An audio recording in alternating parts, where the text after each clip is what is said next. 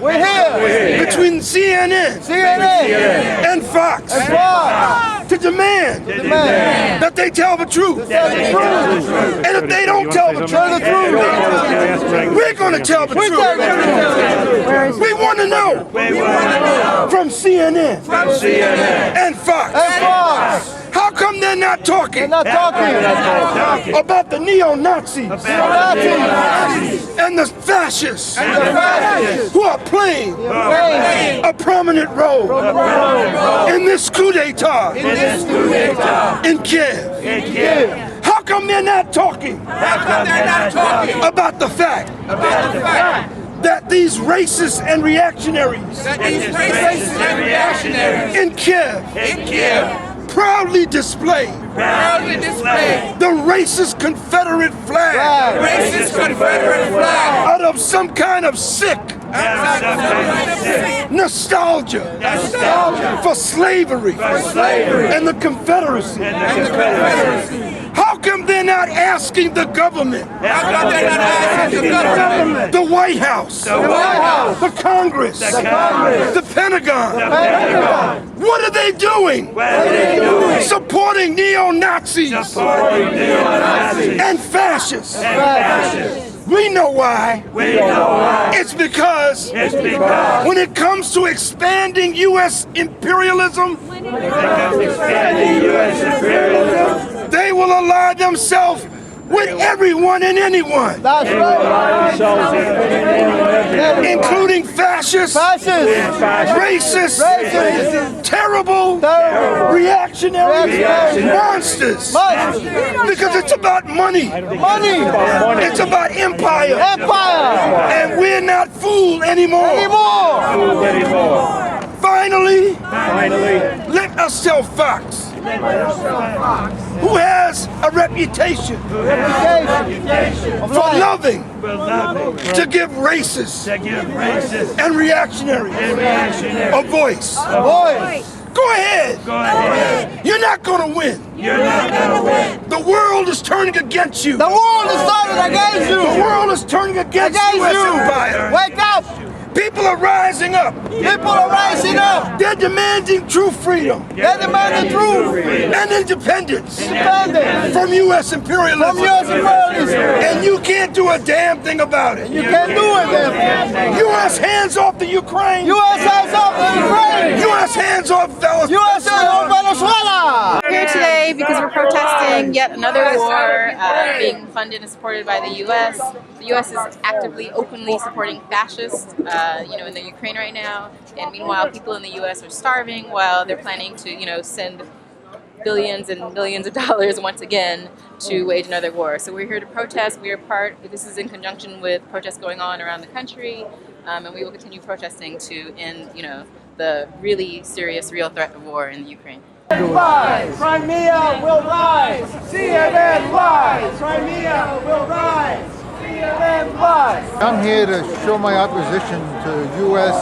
and European Union policy in Venezuela and Ukraine, which has been to support fascist elements in both countries in an attempt to gain economic and geostrategic advantages in Ukraine over Russia and to get the resources of the Ukraine, and in Venezuela to overthrow the progressive Bolivarian government that's now led by President Maduro.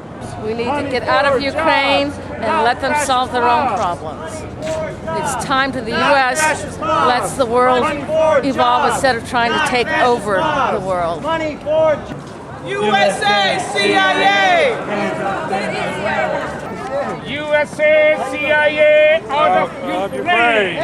USA, CIA, out of Ukraine! Why you're here? Because I believe in the voice of the people. The people have to begin objecting. Our military is in charge, and the civilian population is supposed to let them know our wishes should determine our foreign policy. And I do believe that we're controlled by CIA, NSA, Dr. Strangelove, and we always have to have an enemy to keep the war machinery going. War is profitable. If peace were profitable, we'd have peace. Our government, which serves the corporations and companies like CNN and Fox, who are lying when they tell people that Russia has invaded the Ukraine, are trying to start a new war for the benefit of big oil, for the banks, and we can't let them do it.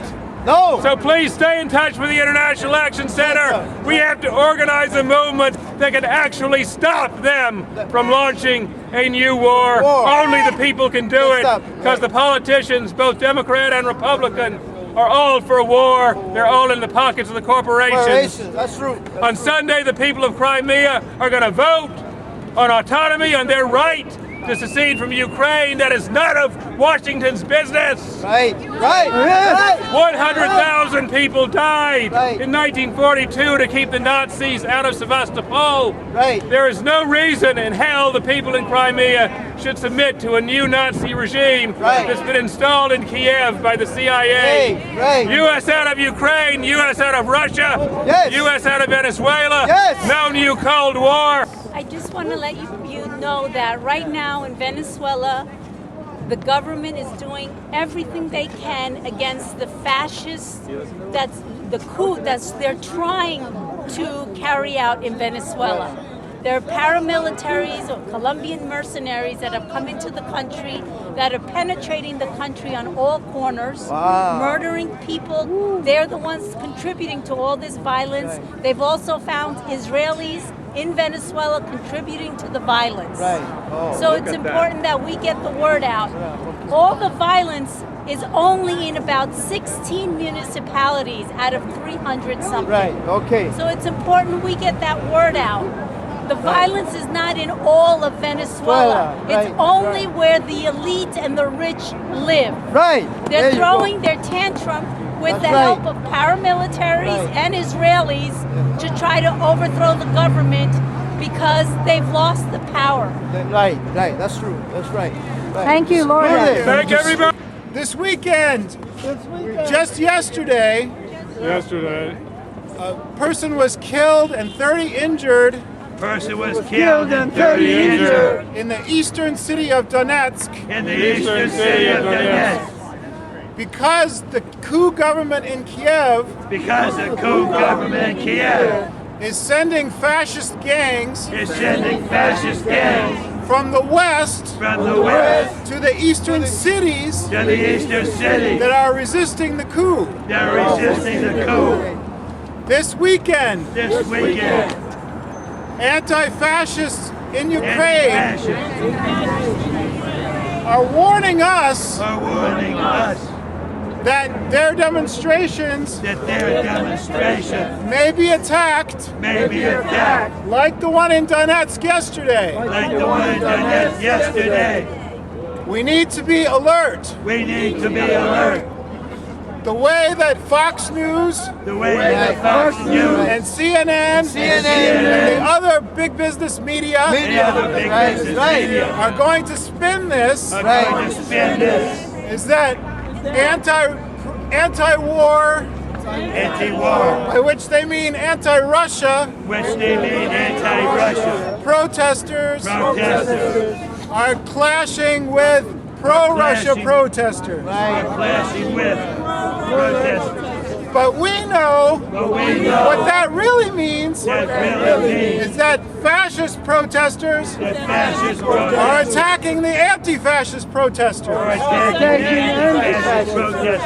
We need to be able to talk to our co-workers, our fellow students, other activists, and explain that what is going on in Ukraine is just like what is happening in Venezuela, in Syria, what has happened in the past in Yugoslavia, and many other places. We need to be ready. That these kind of provocations could be used to justify a military attack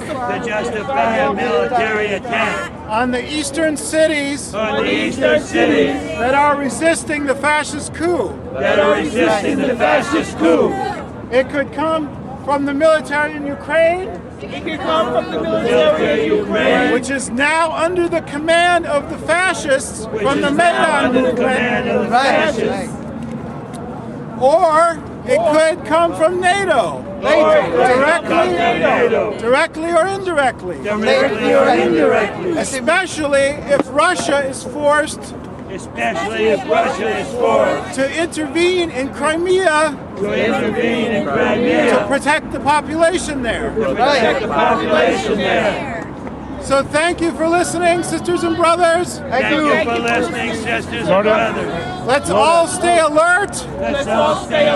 Stay in contact with the IAC.